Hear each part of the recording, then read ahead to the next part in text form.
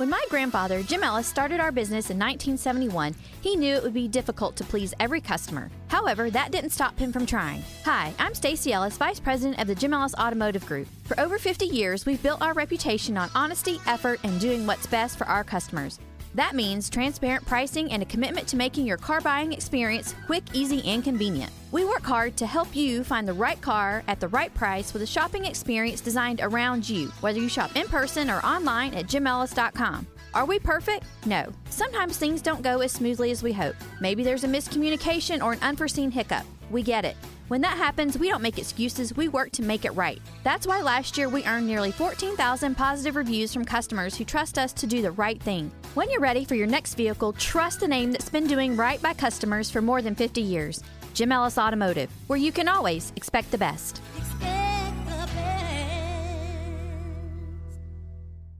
Welcome to the Janelle King Show. I'm Janelle King. This is Extra 106.3, and this is where we discuss kitchen table topics that are typically banned from family gatherings, but are absolutely necessary in order to have a strong republic. In today's table topic, which is on everybody's table, China.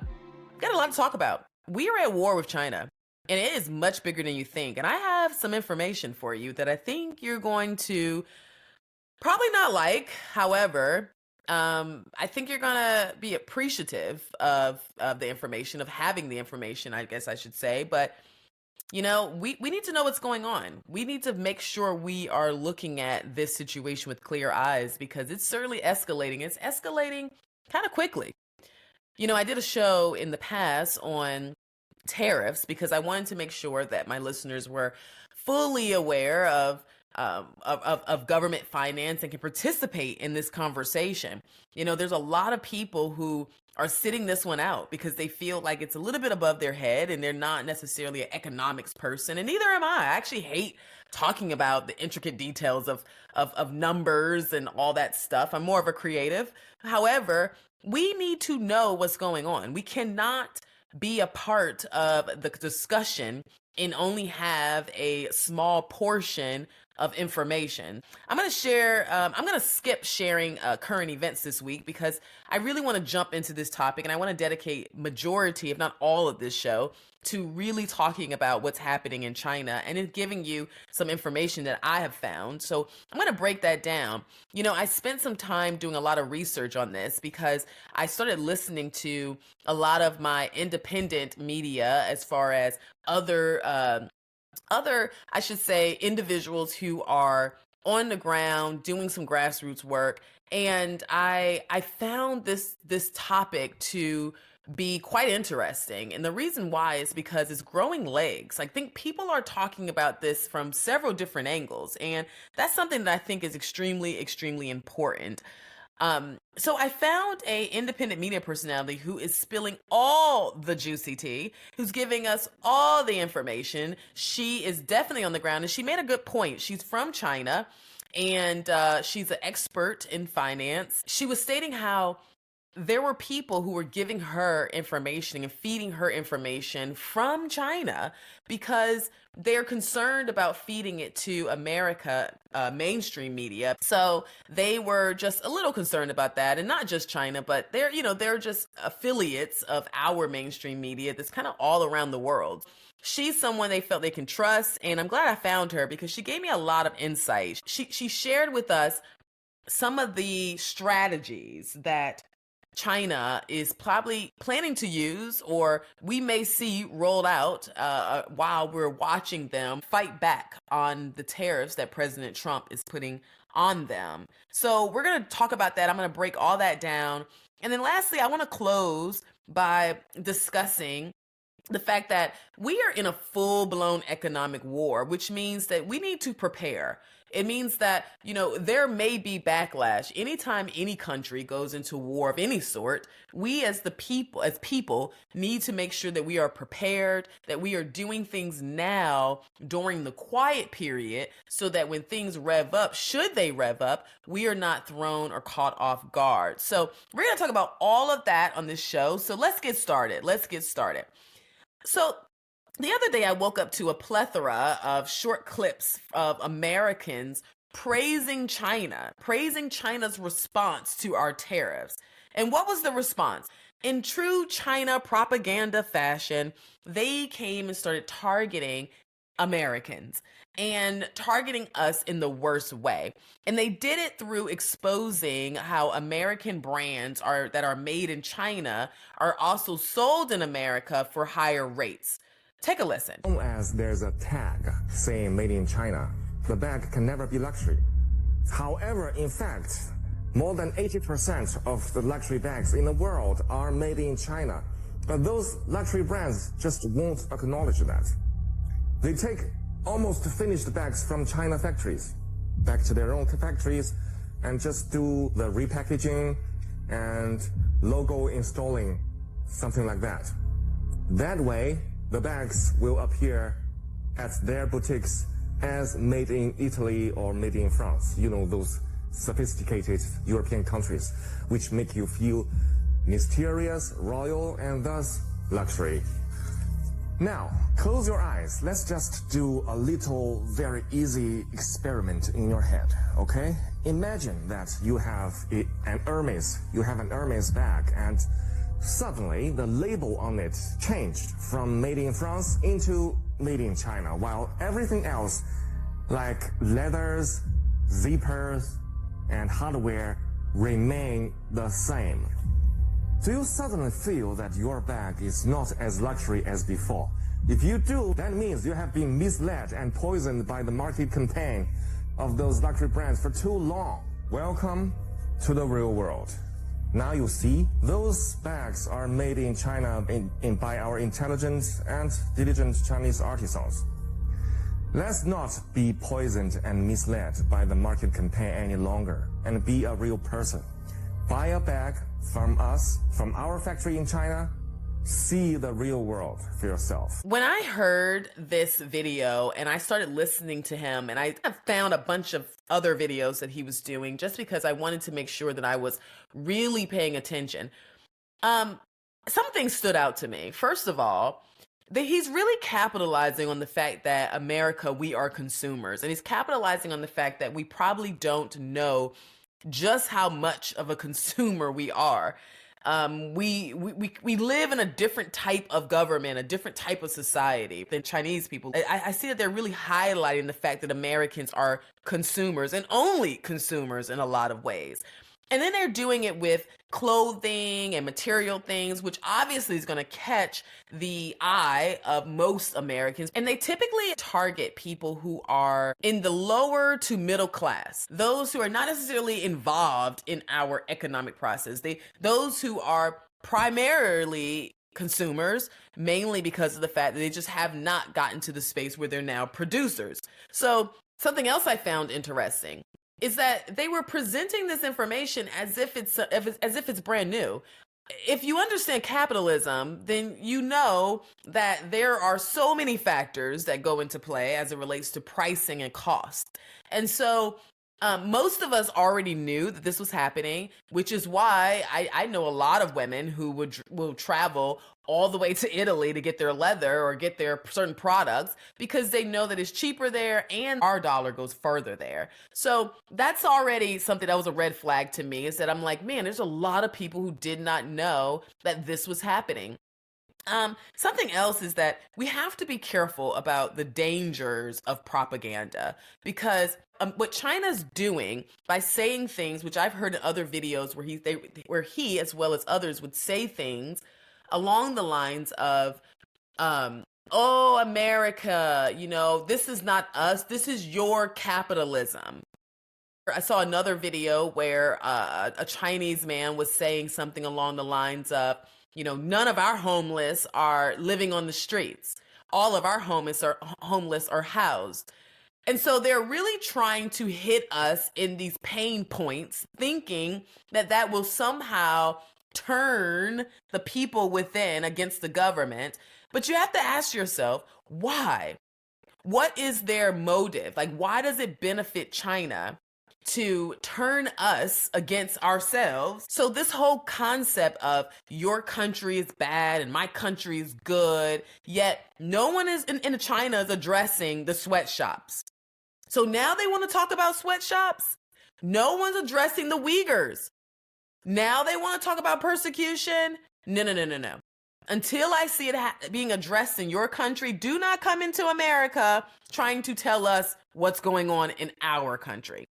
The fact of the matter is they are under communism. Their people can't even lobby their government while they're advocating for us to lobby our government. So that was something else that stood out to me. There is a cultural perception that China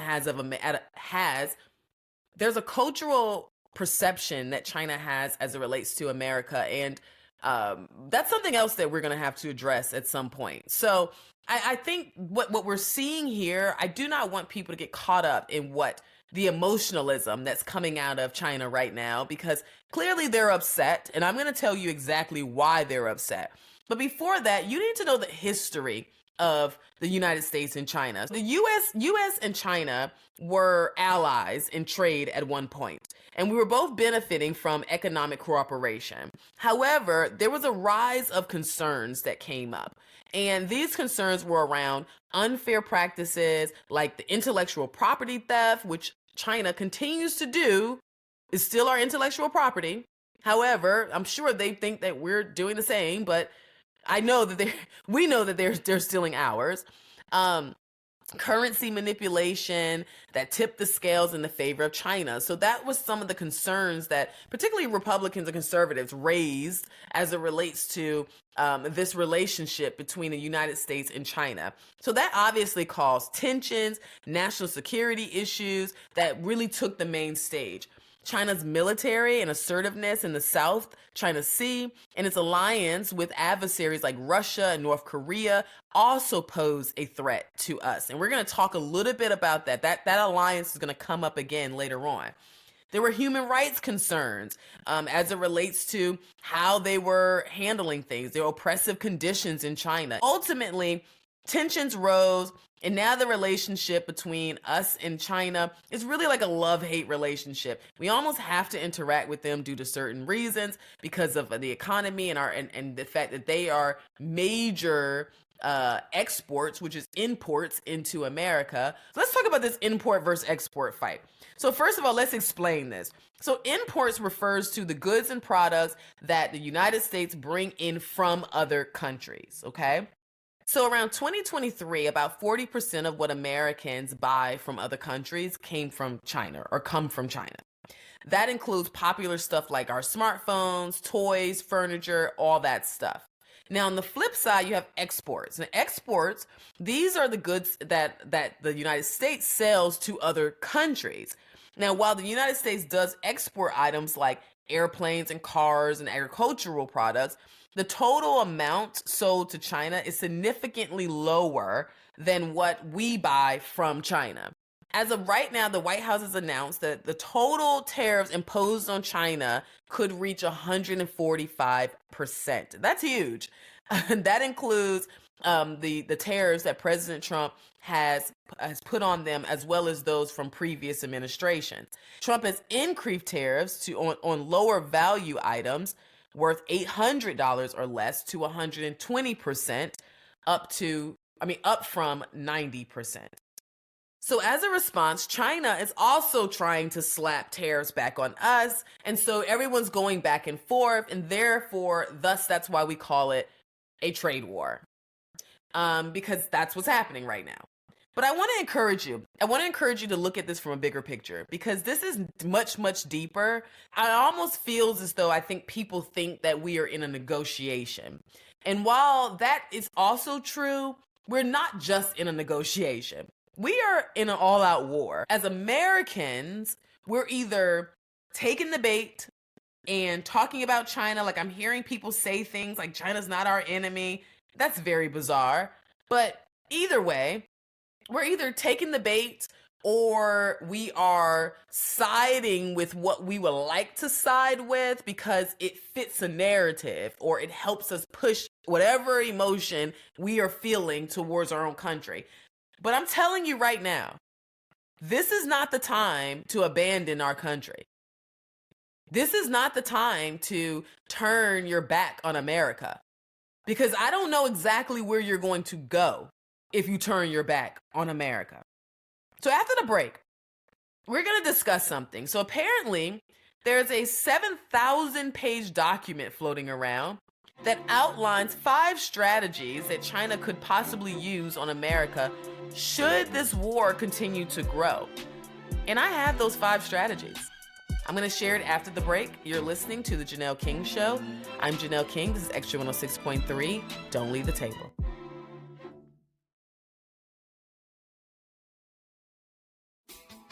When my grandfather, Jim Ellis, started our business in 1971, he knew it would be difficult to please every customer. However, that didn't stop him from trying. Hi, I'm Stacey Ellis, Vice President of the Jim Ellis Automotive Group. For over 50 years, we've built our reputation on honesty, effort, and doing what's best for our customers.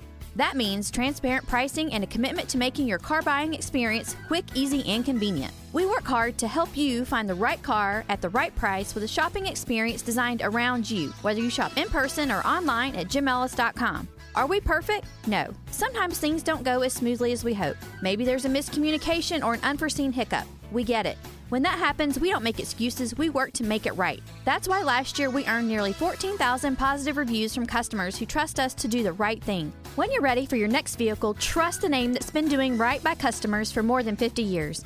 Jim Ellis Automotive, where you can always expect the best.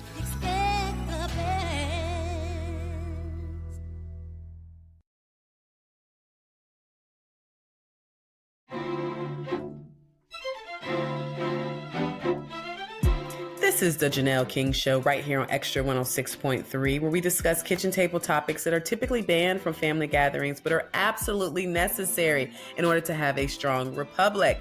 And if you're joining us for the first time, don't worry. You can catch an encore episode tomorrow at 9 a.m. right here on Extra 106.3. And remember, our podcast drops every Tuesday wherever you get your podcast.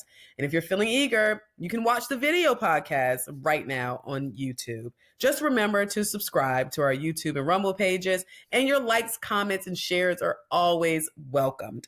Now grab a seat and let's get back to the table.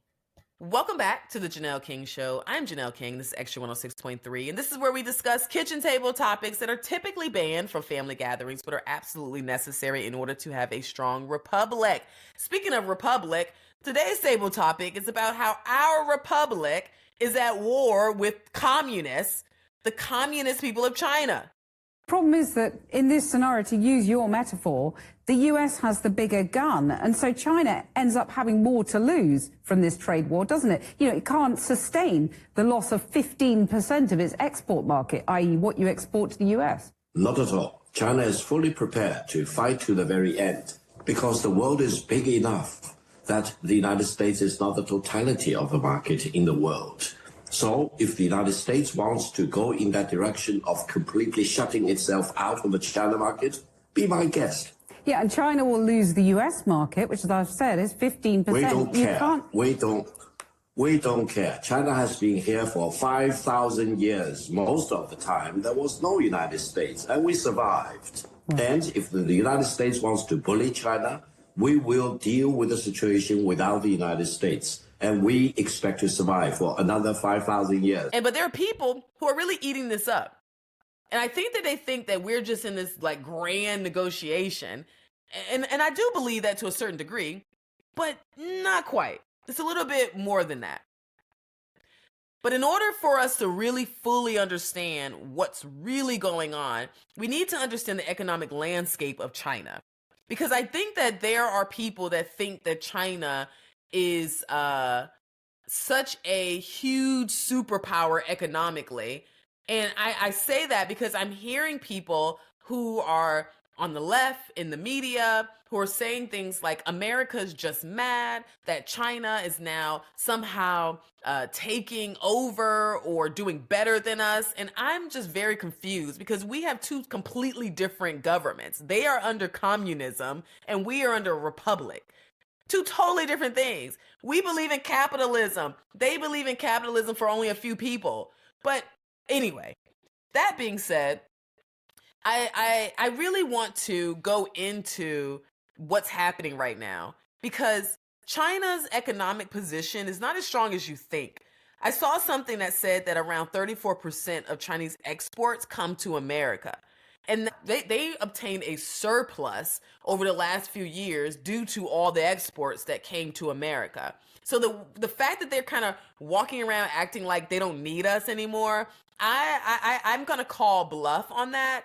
I think that's just them trying to engage us into their strategies. So what are these strategies? There was a independent media source that I found. I'm going to drop the link to the full explanation in my description box, because she takes questions and she's answering a lot of questions that you may have.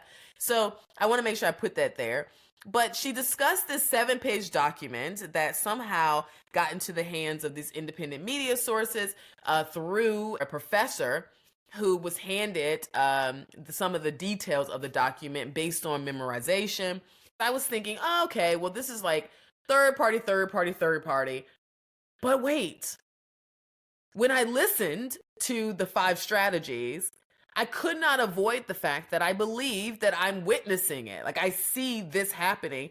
And not only that, but I also can see this becoming a thing. She said the tariff war is not an isolated economic dispute, but the first battle in a total war launched by Trump, encompassing politics, economies, military force, and ideology. The leadership sees the tariff war as an opportunity to break the United States' global dominance and calls on the entire party, the entire military, and the nation to follow Xi Jinping's directives. So clearly, China is seeing this as more than just a bunch of negotiation of numbers and products and services. Okay? So for those who are saying they're not our enemy, just stay tuned. So strategy number one is to address what's happening through decisive struggle. Basically what it's saying is this is already happening. It's all about destabilizing our patriotism. It's about China influencing Americans, but we can't post on their sites to influence the Chinese. It's about them creating this internal divisiveness in order to capitalize on the struggle of our people. So we're already seeing that, right? So that grabbed my attention because we're already seeing them doing that through these videos. So I had to move on and listen to the rest of the strategies. So let's get into the second strategy. There are 2 major financial war plans, according to this document.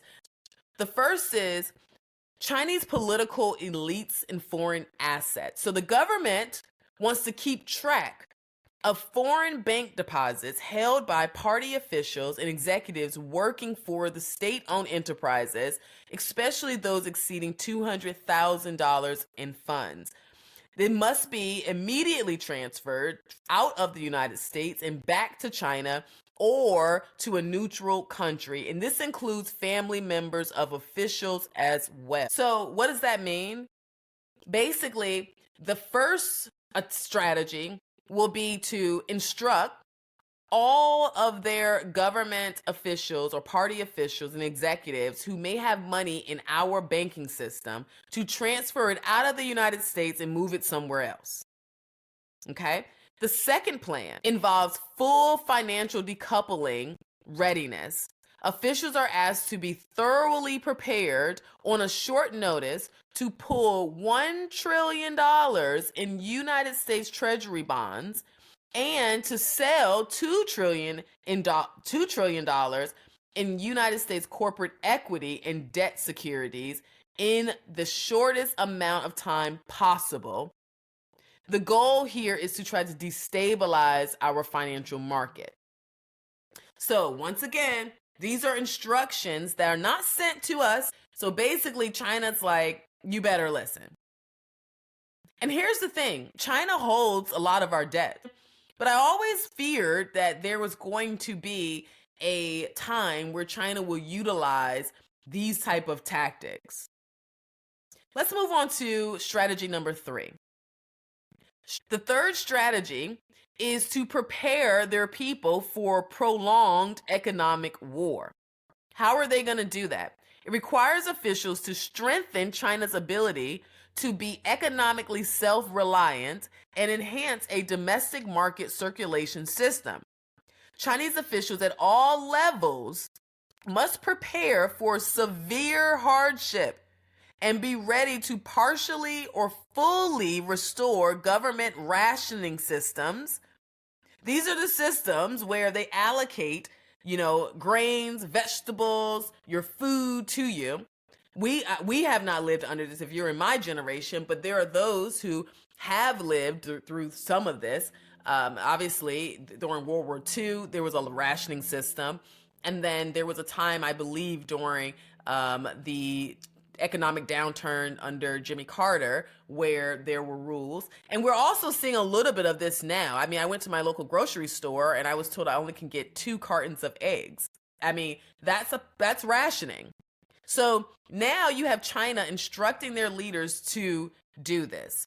This is because China is heavily dependent on our consumption. So that's why they're not telling you to stop buying from these brands. They're telling you to buy direct from them.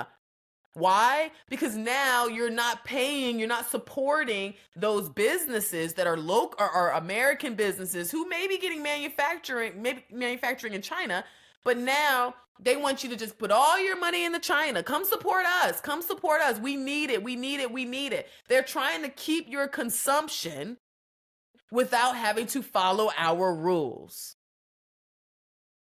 China's economic stability is significantly reliant on its trade relationship with us. Approximately 18% of China's total exports are directed to the United States, making it one of China's largest export markets for crucial economic health. Over the last 3 years, I think we saw a rise from that 18% to about 34%. But on average, it's about 18%. In 2021, around 66% of U.S. imports of consumer electronics came from China. The United States is a significant source of foreign direct investment in China, with approximately $123 billion invested in 2020. As you can see, there's a lot of interest. This is major. We are at a brink of destabilizing one of our economies. This is a full-on war. And you cannot forget that China is known for their propaganda machine. It's not like they can go over there and just be creative and be amazing and participate in a system that will allow them to keep growing and growing and growing. Nope. In order for them to guarantee housing for every single person in the country, that means the government is regulating everything else as well. The fourth strategy: instruct the National Liaison Department and the Foreign Ministry to deepen strategic partnerships with Russia, Iran, North Korea, forming a political foundation to counter America. Now, remind you, I already touched on this, where we've already are starting to see China meet with President Putin. We've seen him having conversation with Iran. I believe there was some support that he provided them. And we already know that he's in conversation with North Korea. So these strategies, while it comes off like they're secretive, you really can see these things happening. The goal is to push the United States into economic isolation and losing its status as what they call the global police, and to bring down our 80-year American dominance that began after World War II. Their words, not mine. So for those who say China is not our enemy, then why are they meeting with all of our enemies? China wants to take down America, just like what happened in the Soviet Union with Nikita, who said, I want to take down this country without firing a single shot. That is where China is. And Ping, just like Putin, are fighting for dominance.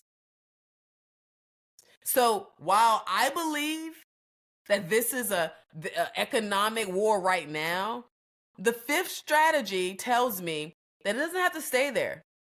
And they're willing to allow this to go as far as it needs to go. So let's talk about this fifth strategy. Since they said they're willing to fight to the end, let's see what they consider to be the end. If the economic war intensifies, a military confrontation becomes inevitable.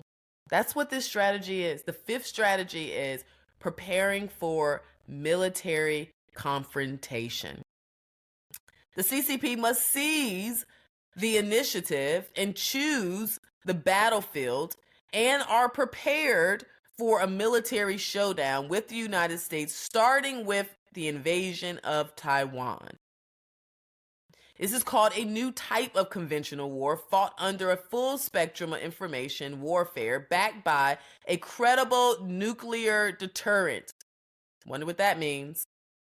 And if the United States intervenes and starts to support Taiwan, then the plan is to destroy the United States military bases in Japan, South Korea, the Philippines, and Guam, thus forcing the United States to retreat east of Hawaii, effectively reducing the U.S. as a regional power rather than a Pacific. China's ready to go to war. They are willing to take this to the ground, the battlefield. Are you? I mean, that's a big question. Where are we on this? Because being anti-war doesn't mean war won't happen, because it could come to our door. And Taiwan is an ally of America. And if war breaks out over there, then more than likely, yes, we're going to send some troops over there to try to help them. But that's what China wants. They want us to fight them on their geography. I mean, look at what happened during Vietnam. When you hear stories of people who fought in the Vietnam War, they'll tell you these people were carving out trees and hiding in them. I heard of pits that were carved in the ground that had all kinds of spikes and stuff. Beyond being afraid of having to go hand-to-hand combat, fighting on their territory is always uncomfortable. It's always not good. Obviously, we don't want them to come and fight on our territory, but they also know that over here we have guns, which is something that's not allowed. And when you look at these strategies, the fact that it looks like we're already seeing strategy 1 and 2 being implemented, 3 on the verge, I think we need to pay attention. This is much, much bigger. Much bigger. And I'm encouraging you to look at this as bigger than just tariffs. This is about global dominance. This is about national security. This is about potentially going to war with China. So the next segment after the break, I am going to share some practical tips just so I can help prepare you for what we may be facing. Because I'm telling you, it is a quite interesting space that we're in right now. And if we don't pay attention, what I'm concerned about is I'm concerned that there are people who think that this is something simple, that it's going to blow over, that it's going to be quick. And I'm a little concerned about whether people are prepared in America for a prolonged war. You know, something that Marjorie Taylor Greene said at her town hall this past week is that, we didn't get here overnight. And she's absolutely right. We did not get here in place in this economic position overnight. So if you think it's going to recover or we're going to somehow come out of it overnight, you're sadly mistaken. There may be a dip in this economy that is necessary so that when we rise again, we are actually going to rise again. So don't leave the table. You're listening to The Janelle King Show. This is Extra 106.3. We'll be right back.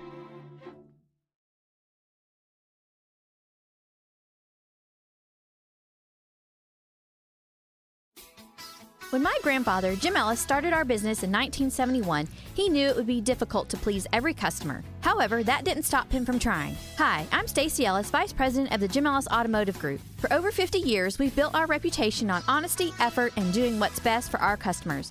That means transparent pricing and a commitment to making your car buying experience quick, easy, and convenient. We work hard to help you find the right car at the right price with a shopping experience designed around you, whether you shop in person or online at jimellis.com. Are we perfect? No. Sometimes things don't go as smoothly as we hope. Maybe there's a miscommunication or an unforeseen hiccup. We get it. When that happens, we don't make excuses, we work to make it right. That's why last year we earned nearly 14,000 positive reviews from customers who trust us to do the right thing. When you're ready for your next vehicle, trust the name that's been doing right by customers for more than 50 years. Jim Ellis Automotive, where you can always expect the best.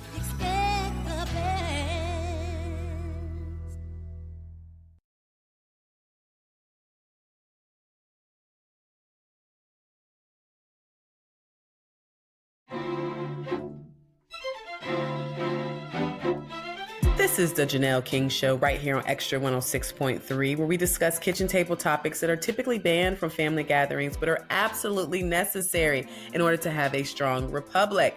And if you're joining us for the first time, don't worry. You can catch an encore episode tomorrow at 9 a.m. right here on Extra 106.3. And remember, our podcast drops every Tuesday wherever you get your podcasts. And if you're feeling eager, you can watch the video podcast right now on YouTube. Just remember to subscribe to our YouTube and Rumble pages, and your likes, comments, and shares are always welcomed. Now grab a seat and let's get back to the table. Welcome back to the Janelle King Show. This is Extra 106.3, and this is where we discuss kitchen table topics that are typically banned from family gatherings but are absolutely necessary in order to have a strong republic. And today's table topic, China. This war is bigger than you think. I think the United States, in launching such a global trade war or tariff war, is doing the wrong thing. It has not only significantly eroded the living standards and the quality of life for the American people, it has caused a disruption in the stock market, in the bond market, and the complete disregard for the sovereignty and territorial integrity of so many countries in the world. The problem is, though, that the rest of the world is now scrambling to do deals with the US. Some of those are quite close to being signed, according to America. So where does that leave China? Well, if you hold a gun at the head of anyone, most people will panic and will be desperate and probably will do what you command or dictate for them to do. But whether they are willing to do that, whether they really respect your authority or control, that's another thing. But the problem is that in this scenario, to use your metaphor, the US has the bigger gun, and so China ends up having more to lose from this trade war, doesn't it? You know, it can't sustain the loss of 15% of its export market, i.e. what you export to the US. Not at all. China is fully prepared to fight to the very end because the world is big enough that the United States is not the totality of the market in the world. So if the United States wants to go in that direction of completely shutting itself out of the China market, be my guest. Yeah, and China will lose the US market, which, as I've said, is 15%. We don't care. We don't care. China has been here for 5,000 years. Most of the time, there was no United States, and we survived. And if the United States wants to bully China, we will deal with the situation without the United States. And we expect to survive for another 5,000 years. I mean, I wonder how aggressive China might be in trying to peel away the EU, the UK, Australia, peel these countries away from their deals with the US. We do not want to separate other countries from each other, but it is true that EU is talking to China.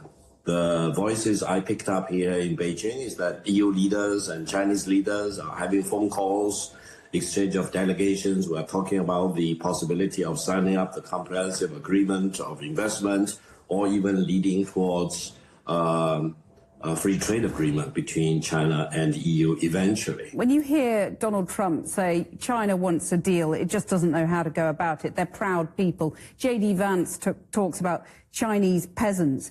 What do you make of their conduct in this respect? Located in the heart of Dunwoody, our facility comes equipped with the latest in eye care technology.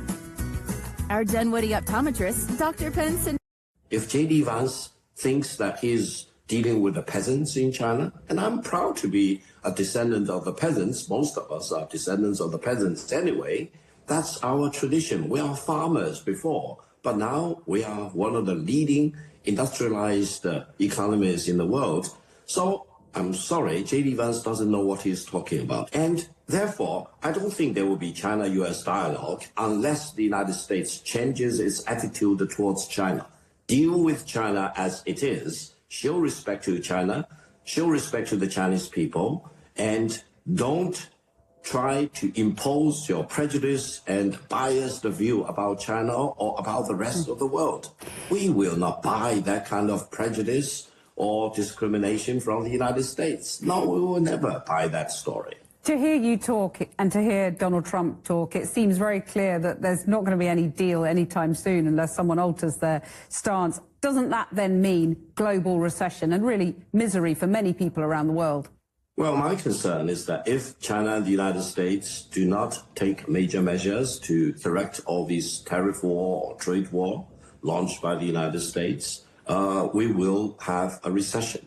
President Trump needs to realize that Rome is not built overnight. To talk about millions of manufacturing jobs going back to the United States, relying on tariff is a futile attempt. You think the American people will rise up? Well, there will be the midterm election next year. And whether the American people will vote with their feet, I do not know. And there will be a general election, presidential election, in 2028. Results will be known in 2029. If you follow the American political rhythm, no party has a complete permanent lock on power. Well, and unlike we all in China, need to prepare for changes. Well, unlike in China, in we have stability. We have stability, predictability, certainty. We always say we have a plan for the coming 100 years for peace and stability and development. China wants to take our place. It's like they're extremely jealous of us. Regardless of how we got here, regardless of what you think about America, everyone wants to be us. They want to see America fall, or at least weaken us enough where they think that they can kind of come in and now overtake us. And what Trump's tariffs are doing is it's positioning us for a detachment from any type of reliance on another country, and is trying to place us in a position of self-sustaining. And the reason being is because as I outlined those 5 strategies, the 5th strategy is to take this war to the battlefield. China is not afraid to go to war for real with us, and they want to do it through Taiwan. When you see China's already lined up around Taiwan, that means they're at the position where Putin was prior to invading into Ukraine.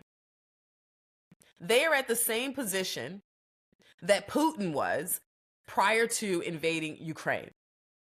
So when you have them kind of just waiting, hoping that we will jump in the fight, which then will put them at war with us, we better make sure that we are self-sustaining and that we're able to survive over here, because during World War II, people were having to create their own personal gardens. It was rough. Go look up what people had to do while World War II was happening in order to maintain and survive while the war was going on. We have to start manufacturing more in America. We cannot be a country that relies so heavily on other countries. What can you do today to just start preparing for this? Because the fact that we're in an economic war, I'm going to give you some economic practical tips. Number 1, create a budget. Track all of your income, all of your expenses, identify areas where you can cut back. Use budgeting apps, use spreadsheets, use monitoring apps, whatever you need to help monitor your spending, to help ensure that you are aware of how much it's going to take for you to be able to take care of yourself should we see a major dip. When it comes to utility costs, reduce them by being energy efficient. Switch to energy efficient appliances, LED light bulbs, unplug electronics when you're not using them. Lower that cost. Some people have smart thermostats where they can program it so that it's at an optimized heating and cooling level, and it's also not running up your bill. You know, fix leaks. If you have water issues and you want to do some water conservation, fix any leaks that you may have. Install low flow shower heads. Run dishwashers and washing machines only with full loads or not at all. When it comes to groceries, do meal planning so that you can avoid impulse shopping while you're in the grocery store. Create a list when you go into the store so you're not just walking up and down the aisles and grabbing things. Cut coupons. Look for cash back apps. Promotions. I love Costco. They always send out a little book and we go through it every time it comes out looking for coupons. Subscription services like Netflix and Hulu and all that stuff. Evaluate and know how many subscription services you have.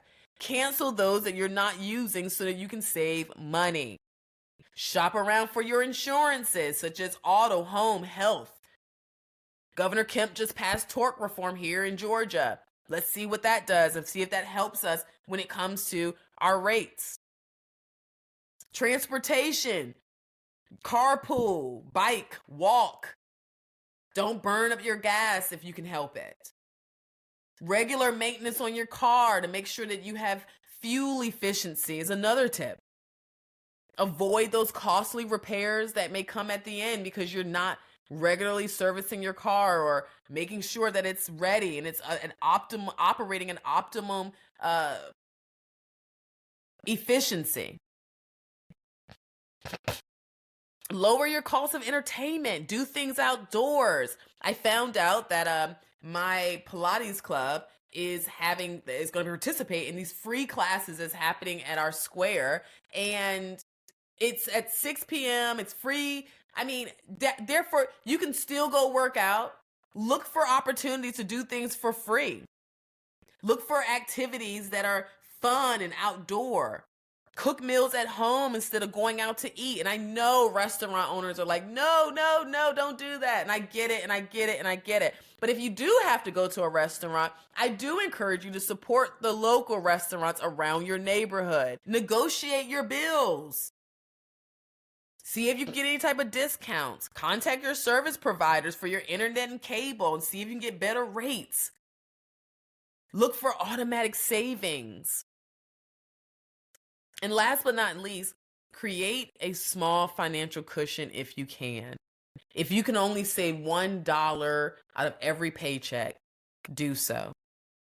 Because we are in an economic war right now, but if it escalates, because we have two presidents that are both willing to literally fight to the end. Make sure that you are prepared. It's not the government's responsibility to make sure that we are so taken care of that we can't take care of ourselves. We have to still take care of ourselves. Until next week, stay unafraid, stay unapologetic, and never stop seeking the truth. When my grandfather, Jim Ellis, started our business in 1971, he knew it would be difficult to please every customer. However, that didn't stop him from trying. Hi, I'm Stacey Ellis, Vice President of the Jim Ellis Automotive Group. For over 50 years, we've built our reputation on honesty, effort, and doing what's best for our customers. That means transparent pricing and a commitment to making your car buying experience quick, easy, and convenient. We work hard to help you find the right car at the right price with a shopping experience designed around you, whether you shop in person or online at jimellis.com. Are we perfect? No. Sometimes things don't go as smoothly as we hope. Maybe there's a miscommunication or an unforeseen hiccup. We get it. When that happens, we don't make excuses, we work to make it right. That's why last year we earned nearly 14,000 positive reviews from customers who trust us to do the right thing. When you're ready for your next vehicle, trust the name that's been doing right by customers for more than 50 years. Jim Ellis Automotive, where you can always expect the best.